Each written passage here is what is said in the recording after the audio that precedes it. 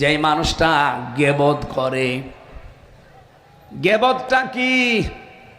যেই দোষ কোনো মানুষের ভেতরে আছে, ওই লোকটার কথাগুলো যদি আপনি বাইরে প্রচার করেন তাহলে সে মন খারাপ করতে পারে, এইটার নাম গীবত। বাংলাদেশে গীবত যাই হয় হোক না কেন, তার চাইতে বেশি হয় এই দেশে তোহমত। এটা মারাত্মক গীবতের চাইতেও। এদিকে তাকান, এই 54 বছরের ভেতরে বাংলাদেশে স্বাধীন হয়ে সবচাইতে বেশি যে গোনাটা হয়েছে সেটা হচ্ছে তোহমত। কি কথা বুঝতেছেন?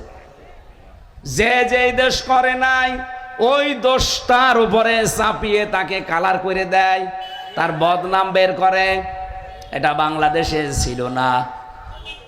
বলেন বলেন, সবচাইতে বেশি ছিল এই গোনাটা বাংলাদেশ জামাত ইসলামী আর ইসলামী ছাত্র শিবিরের বিরুদ্ধে।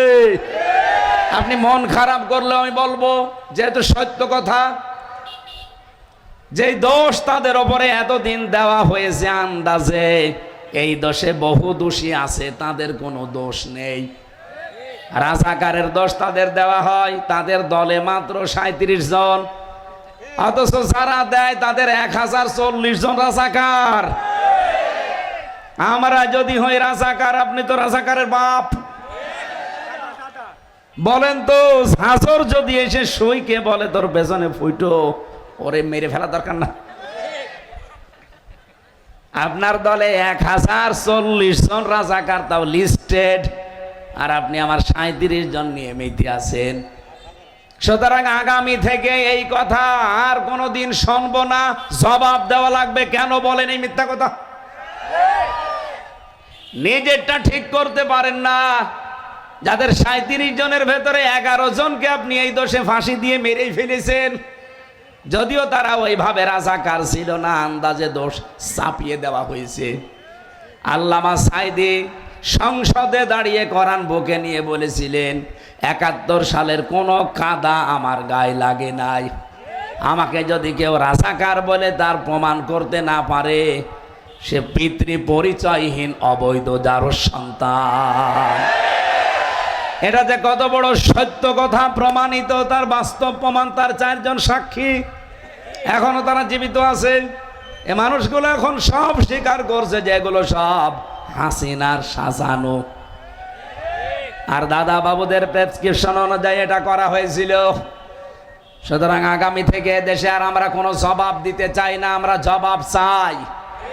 এই কথা বলেন না কেন? জবাব আমরা আর দেব না, জবাব এবার নেব।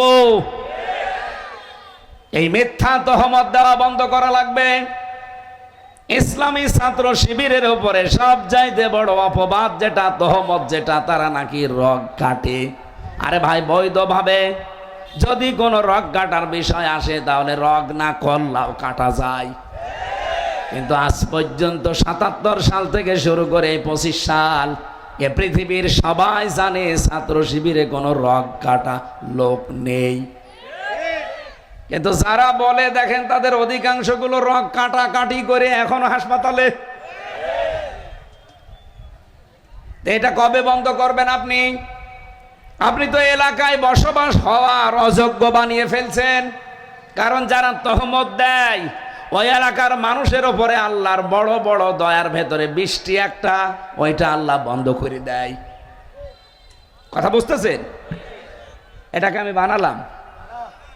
মসানবীর জামানায় একবার বৃষ্টি বন্ধ হয়ে গিয়েছিল।